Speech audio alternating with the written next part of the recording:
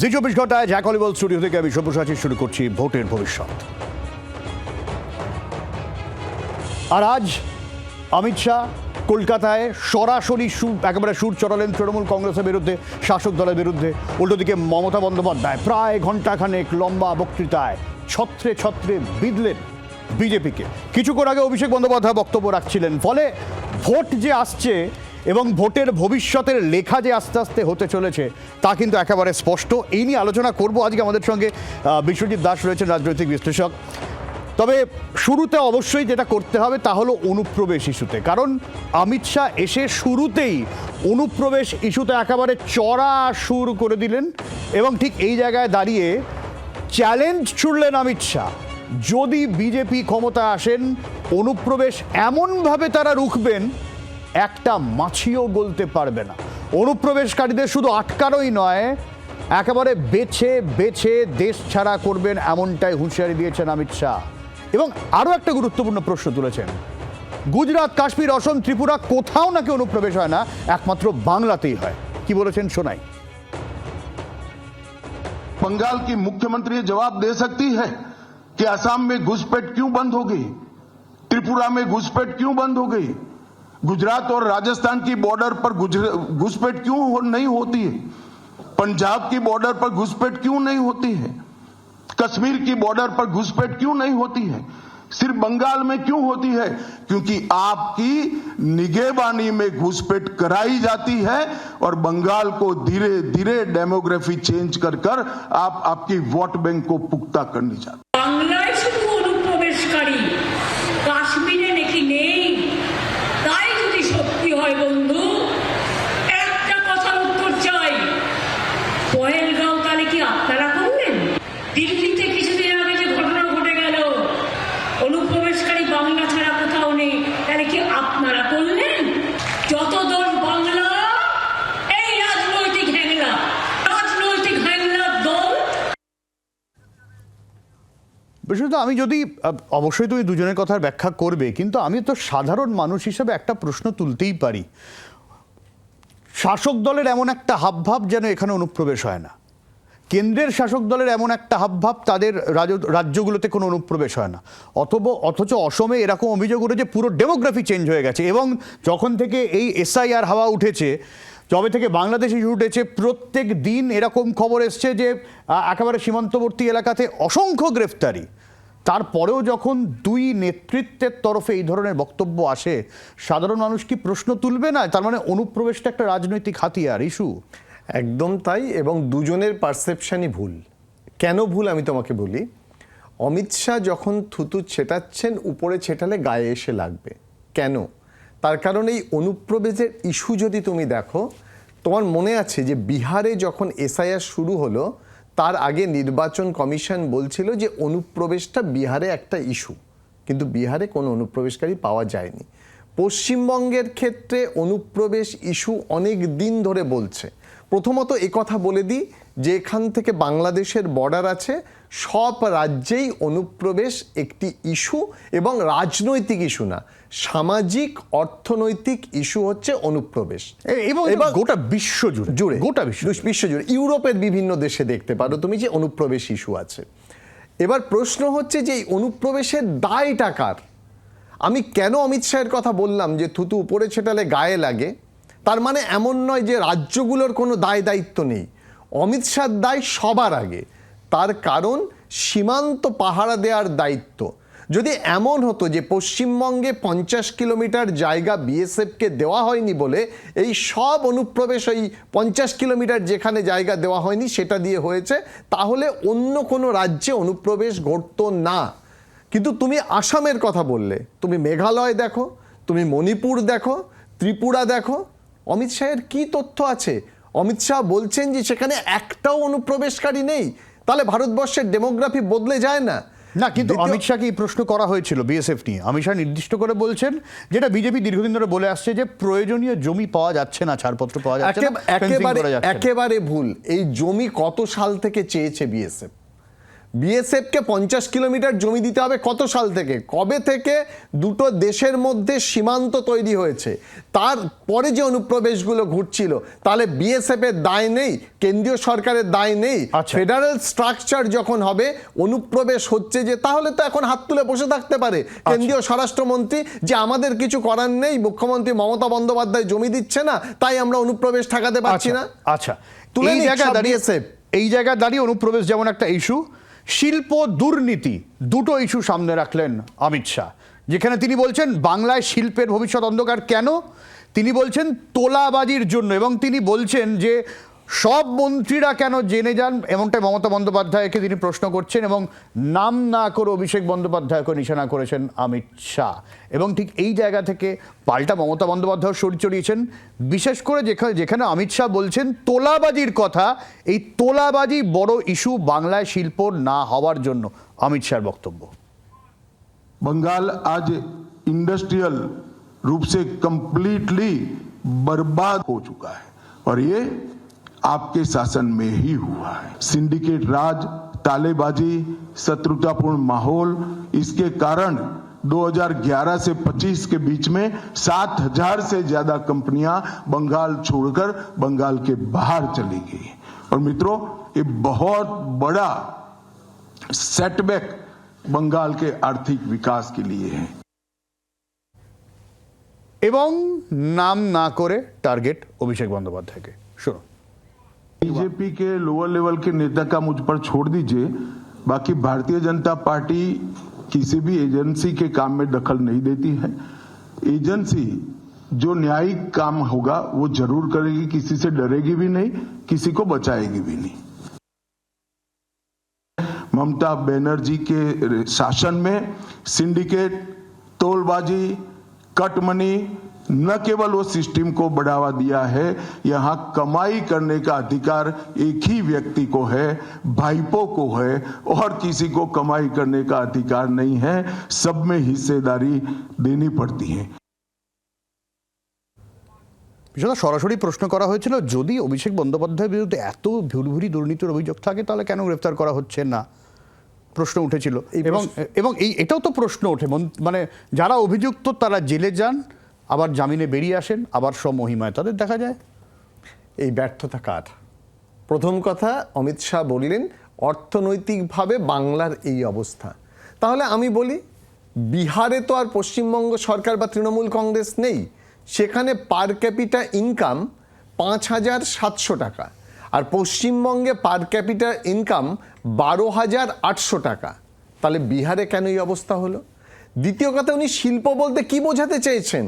তিনি বৃহৎ শিল্পের কথা বলতে চেয়েছেন এবং বৃহৎ শিল্পের কথা বলেছেনও, কিন্তু পশ্চিমবঙ্গ যে এর পাশাপাশি এমএসএমইর বিকাশ ঘটছে ভারতবর্ষের কোনো রাজ্যে হচ্ছে না সে কথা বললেন না। মানে অর্ধেক সত্যি বললেন, অর্ধেক মিথ্যে বললেন। বললেন ওই গ্লাসের অর্ধেক জল আছে, অর্ধেক ফাঁকা আছে। আর দুর্নীতির প্রশ্ন, আজকে যে কজন মন্ত্রীর কথা বললেন তাদের ইনভেস্টিগেশন কে করছে? পশ্চিমবঙ্গ সরকার করছে, সিট করছে, না রাজ্য পুলিশ করছে? প্রত্যেকটা তো সিবিআই করছে, ইডি করছে। তাহলে এই ব্যর্থতার দায় যদি এই দুর্নীতিগ্রস্তরা ধরা পড়ে এবং তাদের কোনো শাস্তি না হয়, সে দায় তো সিবিআই এবং ইডির। উল্টো দিকে এই দায়টাও দিতে হবে না, দুর্নীতি করছে যারা তাদের কোনো দায় থাকতে পারে না, এটাও তো হতে পারে না। না না, আমি বলছি অভিযুক্ত যারা, অভিযুক্ত যারা, যে কোনো এই রাজ্যের মানুষ প্রত্যেকে চায় যে যদি যারা অন্যায় করে থাকে তাই অন্যায়ের শাস্তি হোক, কিন্তু যারা দীর্ঘদিন ধরে রয়েছে তাদের বিরুদ্ধে কোনো তথ্য প্রমাণ নেই, পরবর্তীকালে বাইরে বেরিয়ে আসছে, মানুষ কি ভাবছে বলো? না হলে না এইটার সমস্যা হয়ে যায় যে লোকে ধরে না এত শাস্তি হবেই না, ফলে দুর্নীতিটা একটা অভ্যেস হয়ে যায়। মানে এটাই স্বাভাবিক রাজনীতি, এরকম একটা ভারতবর্ষের রাজনীতিতে তুমি যদি দেখো 2G স্পেকট্রাম, তুমি যদি দেখো মধ্যপ্রদেশের শিক্ষা দুর্নীতি, যদি দেখো এই কোন দুর্নীতিতে একটা নির্দিষ্টভাবে তাদের শাস্তি হয়েছে বলো তো? ঠিক, ফলে সাধারণ মানুষের মনে পারসেপশন তৈরি হয়ে গেছে যে রাজনীতি করব, দুর্নীতি করব, কিছু হয়তো হবে না। এবং দেখবে এই অভিযোগগুলো ঠিক নির্বাচনের আগে আসে, নির্বাচনের আগে প্রশ্ন ওঠে, এরপরেই প্রশ্ন উঠবে এজেন্সি রাজ নিয়ে। আর সত্যি তো এই প্রশ্ন ব্যাখ্যা দিয়েছে এজেন্সি আমরা ইন্টারফেয়ার করি না, এটা ডিরেক্ট প্রশ্ন করা হয়েছিল অমিত শাহ। আজকে অমিত শাহ কি বলছেন সেটাতে উনি রাজনৈতিক কর্মীদের উদ্দীপ্ত করার কথা বলছেন, কারণ রাজনৈতিক কর্মীদের যদি উদ্দীপ্ত করা না যায় তাহলে তারা কি করে নির্বাচনে পশ্চিমবঙ্গে যাদের সংগঠন সংগঠন নেই, তারা লড়বেন কি করে? এই জায়গা থেকে মমতা বন্দ্যোপাধ্যায় আজকে বলেছেন বড় কথা, ফাটাফাটি খেলা হবে, এবারকার খেলার নাম ফাটাফাটি। তবে মমতা বন্দ্যোপাধ্যায়ের বক্তব্যের আগে কুণাল ঘোষ তিনি অমিত শাহকে খোঁচা দিলেন ঠিক কোন জায়গা থেকে, যখন অমিত শাহ এই ধরনের অভিযোগ তুলছেন সেটা শোনাচ্ছি, তারপর মমতা বন্দ্যোপাধ্যায়ের বক্তব্যে আসছি। দুর্নীতি নিয়ে কথা বলছেন, জেলখাটা আসামি, খুনের মামলার আসামি অমিত শাহ, যে আপনারা যাদের দিকে আঙুল তুলেছেন দুর্নীতিগ্রস্ত বলে ভিডিও দেখিয়েছেন পশ্চিমবঙ্গে, আজকের যিনি বিরোধী দলনেতা, মহারাষ্ট্র, সারা দেশে, আসাম, যাদের বলেছেন তাদের এগেনস্টে তদন্ত চাই, যাদের ক্যামেরায় দেখা যাচ্ছে টাকা নিচ্ছে তাদের নিয়ে বসে আছেন, আপনি আবার অন্যদের দিকে তাকিয়ে কথা বলছেন। আমি কুণাল ঘোষ জ্ঞানত কোনো অন্যায় করিনি, জেলে ছেড়েছিলেন খুনের মামলায়, ঘটনাচক্রে আজকে দেশের স্বরাষ্ট্রমন্ত্রী হয়েছেন। কথা বলবেন ভেবে চিন্তে কথা বলবেন। আজ কুণাল ঘোষকেও অমিত শাহ খোঁচা দিয়েছেন এই জায়গা থেকে। যাই হোক, যেটা বলছিলাম, মমতা বন্দ্যোপাধ্যায় বললেন যে খেলা হবে ফাটাফাটি, এবার ফাটাফাটি খেলা হবে। কি বলেছেন শোনাই। দারুণ খেলা হবে এবার, ফাটাফাটি। এবারকার খেলার নাম হবে ফাটাফাটি। এবারকার খেলার নাম হবে ফাটাফাটি। আর বিজেপির জন্য থাকবে কি, আপনারা নিজেরা বানিয়ে, আমি বললে খারাপ দেখাবে, আপনারা বানিয়ে নিন। আমরা বিজেপির প্রতিক্রিয়া নেওয়ার চেষ্টা করব। সজল ঘোষ রয়েছেন আমাদের সঙ্গে। সজলবাবু, মুখ্যমন্ত্রী বললেন এবারও খেলা হবে এবং খেলার নাম ফাটাফাটি, আপনার প্রতিক্রিয়া? এ তো অনুব্রত বলতো এতদিন, হ্যাঁ, এখন মুখ্যমন্ত্রীও সেই ধরনের কথা বলছেন, মানে মুখ্যমন্ত্রীর মুখে অনুব্রতর ভাষা। আপনারা স্টাডি করলে আপনারা দেখতে পাবেন অত্যন্ত বিচলিত, নার্ভাস। ফাটাফাটি তো হবেই, এটাতে কোনো ভুল নেই। তৃণমূলের পেটে চৌচির হয়ে যাবে, এতে কারোর কোনো সন্দেহের অবকাশ নেই। এই যে সকাল থেকে ভুলভাল বকছেন মুখ্যমন্ত্রী, এটা কত জ্বালায় যে বলছেন এই কথাগুলো, এগুলো আমরা যদি একটু অনুধাবন করার চেষ্টা করি তাহলে আমরা সহজেই বুঝতে পারবো যে একটা মানুষ 3 বছর মুখ্যমন্ত্রী ছিলেন, এরপর এখান থেকে নামলে সোজা জেলে পৌঁছতে হবে যে লোকটাকে, সেই লোকটা স্বাভাবিকভাবে অনেক যন্ত্রণায় থাকে। ওনার সব কথা কেউই আজকের দিনে ভারতবর্ষে গুরুত্ব দিয়ে দেখে না, আমাদেরও গুরুত্ব দেওয়ার খুব একটা দরকার আছে বলে আমার মনে হয় না। অনেক ধন্যবাদ। সজল ঘোষ ছিলেন আমাদের সঙ্গে। বিশ্ববাবু, কি বলবেন? এবার মানে আমার মনে হয় তৃণমূল ফেটে যাবে। এগুলো তো রাজনৈতিক কথা, এবং কিন্তু বিষয়টা একটা কি বলতো, এই যখন খেলা হবে ফাটাফাটি খেলা হবে, কোথাও গিয়ে না পুরনো স্মৃতিও তো ফিরে আসে। কি হয়েছিল, আমরা গত ভোটগুলোয় কিন্তু তুলনামূলক শান্ত ভোট দেখেছি। দেখুন, একটা জিনিস খুব ইম্পর্টেন্ট যেটা কুণাল ঘোষ বললেন, যে অভিযুক্তরা, অনেক অভিযুক্তদের কথা ভারতীয় জনতা পার্টি বলেছে, একাধিক, এ রাজ্যেও বলেছে। এ রাজ্যে ভারতীয় জনতা পার্টি তাদের ওয়েবসাইটে শুভেন্দু অধিকারী টাকা নিচ্ছে সেই ভিডিও প্রকাশ করেছিল, পরবর্তীকালে সেই ভিডিও ডিলিট করে দিয়ে তাদের কাছের মানুষ হয়ে যায় এবং তার বিরুদ্ধে ইনভেস্টিগেশন হয় না। হেমন্ত বিশ্ব শর্মা, অজিত পাওয়ার, মিস্টার রানে, যেদের বিরুদ্ধে একাধিক অভিযোগ, কোন রাজনীতি, কোন মন্ত্র তাদের কাছে আছে? কারণ দুর্নীতির কথা বললে তাহলে সব ক্ষেত্রে তো তাদের স্বচ্ছ থাকতে হবে। না, তাহলে এই জায়গা থেকেই বলছো যে এবারে তার মানে কি, মানে ভোট হিংসাত্মক হতে পারে, এরকম কোনো আশঙ্কা থাকবে? দেখো, এখনো পর্যন্ত 26-এর নির্বাচনে এটা ভাবার কারণে, যে কোনো নির্বাচন সংগঠন লড়ে। ভারতীয় জনতা পার্টির সংগঠন এসআইআর এর সময় দেখেছো BLA 2 এবং BLA 1 দেওয়া নিয়ে প্রত্যেকটা বুথে তারা BLA 2 দিতে পারেনি। সেখান থেকে সংগঠন অনেকটা দুর্বল, এটা তোমার মতো সাংবাদিক সেও জানে। সুতরাং এখানে সংগঠন শক্তিশালী করতে অমিত শাহ এসছেন, কর্মীদের উদ্দীপ্ত করতে এসছেন। উনি যদি এই কথাগুলো না বলেন তাহলে কর্মীরা, তাহলে আমরা ধরে নিতে পারি যে খেলা হবে মানে ভোটের খেলা হবে, মানে ভোট বাক্সে খেলা হবে, মানে মাঠে ময়দানে খেলা না হলেই ভালো। এই জায়গা থেকে উঠে আসছে নতুন করে চর্চায় হুমায়ুন কবির। হুমায়ুন কবির বিষয়টা একটা ইন্টারেস্টিং ভবিষ্যৎবাণী করছেন। তিনি বলছেন 100-তে বিজেপি আটকে যাবে, আর সরকার গড়তে হলে দরকার হবে হুমায়ুন কবিরকে। তিনি আরও বলছেন 3 নম্বরে নেমে যাবে তৃণমূল। কি বলেছেন পরপর হুমায়ুন কবিরের বক্তব্যগুলো শোনাই আগে। ওনারা বলেছিলেন 2021-এ যে ইসকে বার 200 পার, 77-তে থেমে গিয়েছিল, এবার 100 আটকে যাবে। হুমায়ুন কবিরকে দরকার হবে। জনতা ইউনিয়ন পার্টিকে আগামী দিনে সরকার করার জন্য যারা গড়তে চাইবে তাদের এই হুমায়ুন কবিরের জনতা উন্নয়ন পার্টির নবনির্বাচিত বিধায়কদের সহযোগিতা ছাড়া কেউ বাংলার মুখ্যমন্ত্রীর গদিতে বসতে পারবে না। কাকে তাহলে সহযোগিতা করবেন? সেটা সময় কথা বলবে, আমার কাছে কেউ অচ্ছুত না। তৃণমূল 3 নম্বরে নেমে যাবে। তৃণমূল শাসক দল 294-এর মধ্যে ফার্স্ট পার্টি বিজেপি হতে পারে, তা কোনো মতেই 120 ক্রস করবে না। আপনি আজকের সেকেন্ড পার্টি আমরা আসবো, থার্ড পার্টিতে নেমে যাবে তৃণমূল কংগ্রেস। আপনি দেখে নেবেন কাউন্টিংয়ের দিনে আমার কথাটা, আজকের দিনটা আপনাদের অন রেকর্ড থাকছে। সেদিন কাউন্টিং যেদিন হবে সেদিনকে আমরা এই কলকাতার রাজধানীতে বিজয় উল্লাস করব। তাহলে তো গোটা বিষয়টা এই দাঁড়াচ্ছে যে হুমায়ুন কবির তিনি ভবিষ্যৎবাণী করছেন, প্রায় জ্যোতিষবাণ আমরা বলছি, তাহলে ফার্স্ট সেকেন্ড মিলেই একটা খেলা হবে এই ধরনের বিষয়। না না, এটা তো সুস্থ, মানে এটা তো তৃণমূলের যে ন্যারেটিভ হুমায়ুন কবিরকে নিয়ে, সেদিকেই বিষয়টা। সুস্থ রাজনৈতিক বক্তব্য এটা নয়। তার কারণ এই মানে পলিটিক্যাল অ্যাস্ট্রোলজি যার কোনো লজিক নেই। উনি কিসের উপর বেস করে বলছেন? আজকে তৃণমূল কংগ্রেসের যা ভোট পার্সেন্টেজ, উনি কত পার্সেন্ট ভোট কাটবেন? ইতিমধ্যে তো দলের ভিতরে উনি যে দল তৈরি করেছেন তার ভিতরেই একটা বিক্ষুব্ধ গোষ্ঠী। আমি বিষয়টা একটু বিজেপির প্রতিক্রিয়া নিয়ে রাহুল সিনহা রয়েছেন। রাহুল বাবু, হুমায়ুন কবির 3টে ভবিষ্যৎবাণী করেছেন। 1, আপনারা 100-র বেশি পাবেন না সরকার যদি, এবং তৃণমূল থার্ড হবে। সেকেন্ড যদি হুমায়ুন কবির হয় তাহলে কিন্তু হুমায়ুনকে নিয়েই সরকার গড়তে হবে। এই ভবিষ্যৎবাণী নিয়ে আপনার কি প্রতিক্রিয়া? দেখুন, বিষয় হচ্ছে ও জ্যোতিষ চর্চা কবে থেকে শুরু করলো আমরা জানি না।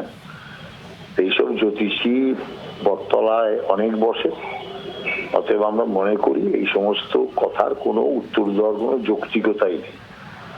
এগুলো আসল কথা হয় হঠাৎ করে নতুন নতুন জ্যোতিষ চর্চা করলে এই জাতীয় কথাবার্তা বলে, আর নইলে মাথা খারাপ হয়ে গিয়েছে। সেই জন্য অলীক কল্পনার জগতে চলে গেছে। এই অলীক কল্পনার জগতে যাওয়া মানেই তাদের রাজনৈতিক জীবন একদম শেষ পর্যায়ে চলে এসছে, এটাই বোঝা যায়। আচ্ছা, অনেক ধন্যবাদ রাহুল। বিশ্বজিৎদা, 3টে থিওরি ঘোরাফেরা করছে বাজারে, মানে রাজনৈতিক বাজারে। 1, হুমায়ুন কবির তিনি একা, তিনি নিজের। হুমায়ুন কবির বিজেপির, হুমায়ুন কবির তৃণমূলের। এই 3টে হাওয়া ঘুরছে বাজারে এখন এই মুহূর্তে। হুমায়ুন কবির নিজের, হুমায়ুন কবির বিজেপিরও নয়, হুমায়ুন কবির তৃণমূলও নয়। তিনি মূলত চাইছেন সংখ্যালঘু তাস খেলতে। দেখেছেন পশ্চিমবঙ্গ একটা সেন্সিটিভ জায়গা, এখানে নির্বাচনে সংখ্যালঘুদের এক করা যায় কিনা সংখ্যালঘু মুখ হওয়ার চেষ্টা করছেন। কিন্তু সবচেয়ে ক্ষতি মানে যেটা, যে হুমায়ুন কবিরের নিজের বিশ্বাসযোগ্যতা নেই। না, কিন্তু তুমি যেটা বললে সংখ্যালঘু মুখ হওয়ার চেষ্টা করছেন, কিভাবে চেষ্টা করছেন সেটা একবার শোনাই। উনি কি বলেছেন একটু শোনাই আগে, তারপর আসছি তোমার কাছে। আমরা আগামী জানুয়ারি মাসের 25 থেকে 31 জানুয়ারির মধ্যে রাজ্যের একটা ব্রিগেড সমাবেশ করব। ব্রিগেডের এনওসিটা পেয়ে গেলেই আমরা ব্রিগেডের ডেট তারিখ আমরা ঘোষণা করব। ব্রিগেডে 10 লক্ষ মানুষের সমাবেশ হবে নতুনভাবে জনতা উন্নয়ন পার্টির পক্ষ থেকে, বা আমাদের কারা জোট সঙ্গী থাকবে তাদেরকেও সেখানে হাজির করব আশা রাখছি। কারা জোট সঙ্গী হয় সেদিকে তো নজর থাকবে। আমরা একটু তৃণমূলের প্রতিক্রিয়া নেওয়ার চেষ্টা করি। জয়প্রকাশ মজুমদার রয়েছেন আমাদের সঙ্গে। জয়প্রকাশ বাবু, হুমায়ুন কবিরের এই যে বক্তব্য যে ব্রিগেডে মানে বিশাল সমাবেশ হবে পরের মাসে, এটা নিয়ে কি ভাবছেন আপনারা? দেখুন, প্রথম দিন থেকেই হুমায়ুন কবির নানা রকম কথা বলছেন। এ পর্যন্ত তার কোন রকম বাস্তবায়িত হয়েছে সেটা দেখা যায়নি। হ্যাঁ, একটা কন্ট্রোভার্সিয়াল একটা বিষয় নিয়ে ভিত্তি স্থাপন করেছেন, নাকি বাবরি মসজিদ করবেন, ভালো। কিন্তু একটা ঘটনা তো মানতে হবে যে 2021-এর নির্বাচনের আগে আমরা দেখেছিলাম সিপিএম বিশাল বড় করে ব্রিগেড করেছিল, এবং সেক্ষেত্রে সিপিএম পরবর্তী ক্ষেত্রে একটাও আসন পায়নি, 0। এখন তর্কের খাতিরে যদি মেনেও নি যে হুমায়ুন কবির নানা রকম সাহায্য নিয়ে সিপিএম এর, কংগ্রেসের, বিজেপির, আইএসএফ এর নিয়ে ব্রিগেড করলো, বলছেন যে সব সঙ্গী সাথী নিয়ে করব। আচ্ছা তাতে কি এসে গেল? বড় ব্রিগেড হলো তো হলো, সিপিএমও করেছিল পরে শূন্য। তার বড় ব্রিগেড মানে কিছুই প্রমাণ করে না। আচ্ছা, অনেক ধন্যবাদ জয়প্রকাশ বাবু। আমাদের সাথে বিষয়ে তোমাকে অনেক ধন্যবাদ আপাতত। আর এর পরের খবরে আমরা চোখ রাখবো, যেখানে একবারে রীতিমতো হইচই চলছে। কোন বক্তব্য নিয়ে শোনাবো? অর্জুন সিংয়ের বক্তব্য।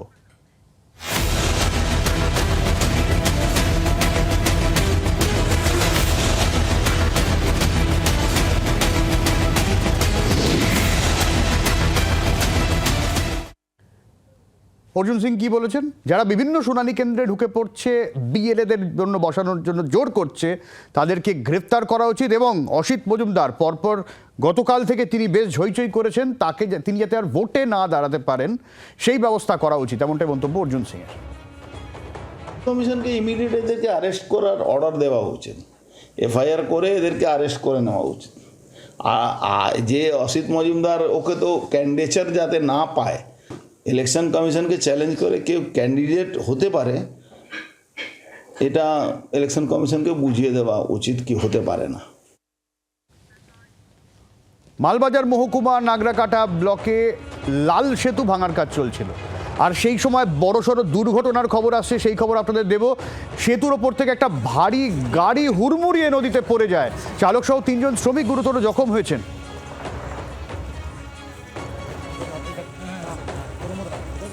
से जो लाल ब्रिज हम लोग का टूटा हुआ अवस्था में था, तो इसका टेंडर होने के बाद कल से यहाँ पर ये पुल टूटाने का काम शुरू हुआ था, और टूटाने के लिए जो पॉकलेन लगाया हुआ था, तो आज वो पॉकलेन का भी एक्सीडेंट हो गया। पुल टूटाने के समय में पुल टूट के वो भी नीचे गिर गया, और उसका ऑपरेटर जो है वो जख्मी है। अभी वो डिपार्टमेंट नहीं बोल सकता है क्यों ऐसे हुआ, क्यों बिना सेफ्टी या बिना जाँच पड़ताल वो लोग ने काम शुरू किया।